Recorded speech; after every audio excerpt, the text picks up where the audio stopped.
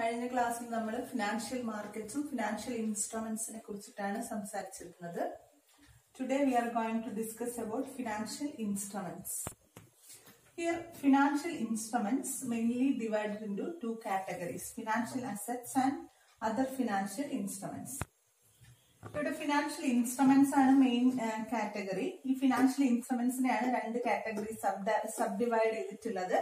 ഒന്ന് financial assets ആണ്, ഒന്ന് അതർ ഫിനാൻഷ്യൽ ഇൻസ്ട്രുമെന്റ്സ് എന്നുള്ള കാറ്റഗറിയാണ്. In the case of financial assets, it can be divided into currency, deposits, securities, shares, etc. Financial assets, currency or financial assets, other financial instruments. Financial assets in the main divisions are currency, deposits, securities, and shares. Currency treated as a financial asset, deposits, different types of deposit treating as financial assets, all kinds of securities, shares, debentures, all kinds of securities we are treating as financial assets. മറ്റൊരു വിഭാഗമാണ് financial ഇൻസ്ട്രുമെന്റ്സിന്റെ രണ്ടാമത്തെ വിഭാഗമാണ് other financial instruments. Other financial instruments എന്ന് പറയുന്നത് അതിൽ നമ്മുടെ financial assets അല്ലാതെ മറ്റുള്ള ഫിനാൻഷ്യൽ ഇൻസ്ട്രുമെന്റ്സ് ആയിട്ടാണ് പറയുന്നത്. അതിൽ ഗ്യാരണ്ടി ലെറ്റർ, അതേപോലെ ക്രെഡിറ്റ് ലെറ്റർ, ഇതൊക്കെ അതർ ഫിനാൻഷ്യൽ ഇൻസ്ട്രുമെന്റ്സിന്റെ കാറ്റഗറിയിലാണ് പെടുത്തുന്നത്. അതായത് ഫിനാൻഷ്യൽ അസറ്റ് അല്ലാതെ സെപ്പറേറ്റ് ആയിട്ടുള്ള ഫിനാൻഷ്യൽ ഇൻസ്ട്രുമെന്റ്സ് ആണ് ലെറ്റർ ഓഫ് ഗ്യാരണ്ടിയും ലെറ്റർ ഓഫ് ക്രെഡിറ്റും ഒക്കെ. So these are the general classifications of financial instruments, financial assets and other financial instruments. Next we discuss about on the basis of marketability, what are the different types of financial instruments. So on the basis of marketability basis, marketability means on the basis of priority for selling. ഏത് രീതിയിലാണോ നമ്മൾ market ചെയ്യുന്നത്, products എങ്ങനെയാണോ market ചെയ്യുന്നത്, അല്ലെങ്കിൽ securities എങ്ങനെയാണോ market ചെയ്യുന്നത്, അതിന്റെ അടിസ്ഥാനത്തിൽ സെക്യൂരിറ്റീസിനെ എങ്ങനെയാണ് ക്ലാസിഫൈ ചെയ്യുന്നത് എന്നാണ് നോക്കുന്നത്. So on the basis of marketability financial instruments divided into to categories. The two categories are marketable securities and non-marketable securities. Marketable security.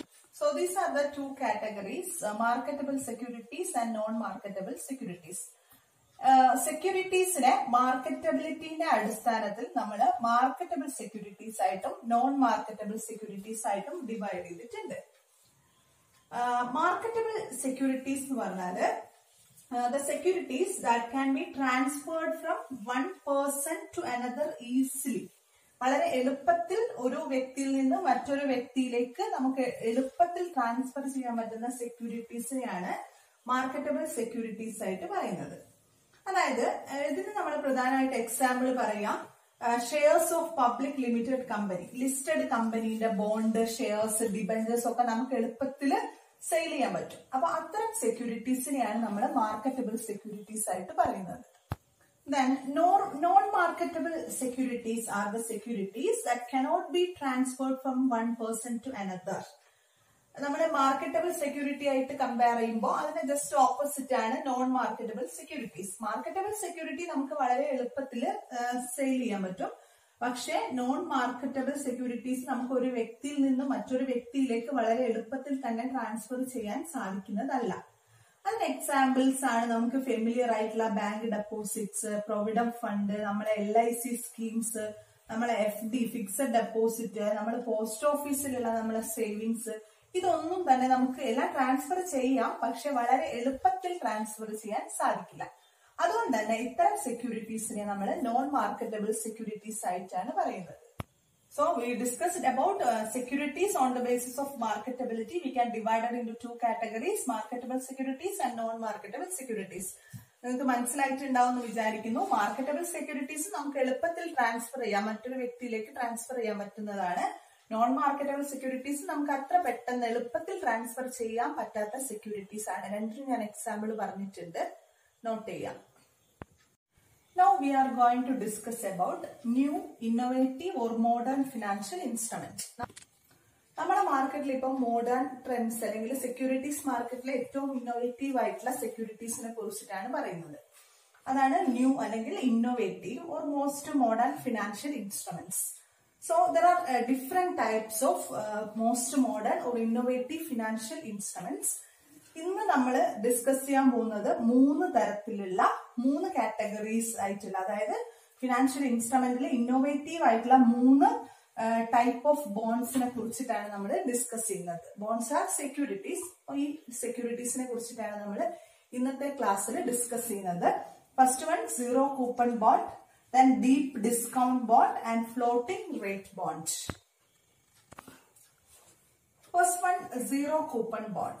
Zero coupon bond എന്ന് പറയുന്ന ഇന്നോവേറ്റീവ് ആയിട്ടുള്ള ഒരു സെക്യൂരിറ്റി ആണ് zero coupon bond.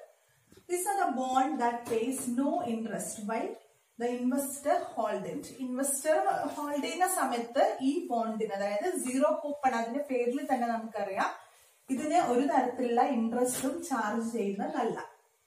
Then it is sold originally at a discount. Normal രീതിയിൽ നമ്മൾ നോക്കുകയാണെങ്കിൽ ഇത് ഡിസ്കൗണ്ടിനാണ് sale ചെയ്യുന്നത്. ഇതിന് ഇൻട്രസ്റ്റ് ഒന്നും തന്നെ ഈടാക്കുന്നതല്ല. അത്തരം ബോണ്ടുകളെ അല്ലെങ്കിൽ അത്തരം സെക്യൂരിറ്റീസിനെയാണ് നമ്മൾ സീറോ കൂപ്പൺ ബോണ്ട് ആയിട്ട് പറയുന്നത്. These are innovative market securities. ഇൻസ്ട്രുമെന്റ്സിൽ ഇന്നോവേറ്റീവ് ആയിട്ടുള്ള വൺ ഓഫ് ദ സെക്യൂരിറ്റീസ് ആയിട്ടാണ് സീറോ കൂപ്പൺ ബോണ്ട്സിനെ പറയുന്നത്. ഇതിന്റെ പ്രത്യേകത ഡിസ്കൗണ്ടിലാണ് സെയിൽ ചെയ്യുന്നത്, അതേപോലെ ഇതിന് ഇൻട്രസ്റ്റ് ഒന്നും തന്നെ ചാർജ് ചെയ്യുന്നതല്ല. Next instrument, financial instrument in innovative cases, DDB, deep discount bond. Deep discount ബോണ്ടിനെയാണ് നമ്മൾ ഷോർട്ട് ചെയ്തിട്ട് DDB എന്ന് വിളിക്കുന്നത്. It was established firstly in India by IDBI. IDBI ആണ് ഇത് ഇന്ത്യയിൽ ആദ്യമായിട്ട് എസ്റ്റാബ്ലിഷ് ചെയ്തിട്ടുള്ളത്. IDBI ആണ് ഇന്ത്യയിലെ ലീഡിംഗ് ഇൻഡസ്ട്രിയൽ ബാങ്ക്. അപ്പൊ IDBI ആണ് ഡീപ് ഡിസ്കൗണ്ട് ബോണ്ട് ഇന്ത്യയിൽ ആദ്യമായിട്ട് കൊണ്ടുവരുന്നത്. It's main advantages elimination of investment risk. ഈ ബോണ്ടിന്റെ ഇൻവെസ്റ്റ്മെന്റ് റിസ്ക് മറ്റുള്ള ബോണ്ടുകളെ അല്ലെങ്കിൽ സെക്യൂരിറ്റീസുമായിട്ട് കമ്പയർ ചെയ്യുമ്പോൾ ഇൻവെസ്റ്റ്മെന്റ് റിസ്ക് വളരെ കുറവാണ് ഇതിന്റെ കേസിൽ, ഡീപ് ഡിസ്കൗണ്ട് ബോണ്ടിന്റെ കേസിൽ. അപ്പൊ ഇൻവെസ്റ്റ്മെന്റിന്റെ റിസ്ക് വളരെ കുറവായതുകൊണ്ട് തന്നെ കൂടുതൽ കമ്പനീസ് ഈ ബോണ്ടിന് ഡിമാൻഡ് ചെയ്യുന്നുണ്ട്. പിന്നെ ഇൻവെസ്റ്ററിന് ഇത് ഈസിലി, അതായത് ലിസ്റ്റഡ് ആയിട്ടുള്ള കമ്പനികളുടെ സെക്യൂരിറ്റീസിന്റെ കാറ്റഗറിയിൽ വരുന്നതാണ്. അപ്പൊ ഇത് എളുപ്പത്തിൽ നമുക്ക് സെക്യൂരിറ്റി മാർക്കറ്റിൽ, സ്റ്റോക്ക് എക്സ്ചേഞ്ചിൽ സെയിൽ ചെയ്യാനും സാധിക്കും. അപ്പൊ ഇത്രയും പ്രത്യേകതകളുള്ള ഒരു ബോണ്ട് അല്ലെങ്കിൽ ഒരു സെക്യൂരിറ്റിയാണ് deep discount bond. After that, the third one is floating rate bond. Third innovative instrument is floating rate bond. Floating rate bond എന്ന് പറയുന്നത് ആദ്യമായിട്ടും എസ്റ്റാബ്ലിഷ് ചെയ്തിട്ടുള്ളത് SBI ആണ്. ഇത് ഓൺലി കൺവേർട്ടിബിൾ ഡിബഞ്ചേഴ്സ്, അതായത് ഈ സെക്യൂരിറ്റീസ് കൺവേർട്ടിബിൾ ഡിബഞ്ചേഴ്സിന്റെ കേസിൽ മാത്രമാണ് ഇത്തരം ബോണ്ടുകൾ ഇഷ്യൂ ചെയ്യുന്നത്. ഇതിന് ഫിക്സഡ് സെറ്റ് ഓഫ് ഇൻട്രസ്റ്റ് ഉണ്ട്. ഫിക്സഡ് സെറ്റ് ഓഫ് ഇൻട്രസ്റ്റ് ഈ ഫ്ലോട്ടിംഗ് റേറ്റ് ബോണ്ടിൽ ഈടാക്കുന്നതാണ്. ഇതാണ് മൂന്നാമത്തെ വിഭാഗം, ഇൻസ്ട്രുമെന്റ്സിൽ മൂന്നാമത്തത്. ഇനിയും കൂടുതൽ ഇൻസ്ട്രുമെന്റ്സ് നമുക്ക് ഡിസ്കസ് ചെയ്യാനുണ്ട്. ഇന്നത്തെ ക്ലാസ്സിൽ ഈ 3 എണ്ണമാണ് നമ്മൾ പറയുന്നത്. ഇന്നോവേറ്റീവ് ഫിനാൻഷ്യൽ ഇൻസ്ട്രുമെന്റ്സ് ആയിട്ട് സീറോ കൂപ്പൺ ബോണ്ടും ഡീപ് ഡിസ്കൗണ്ട് ബോണ്ടും floating rate bond. Okay, thank U.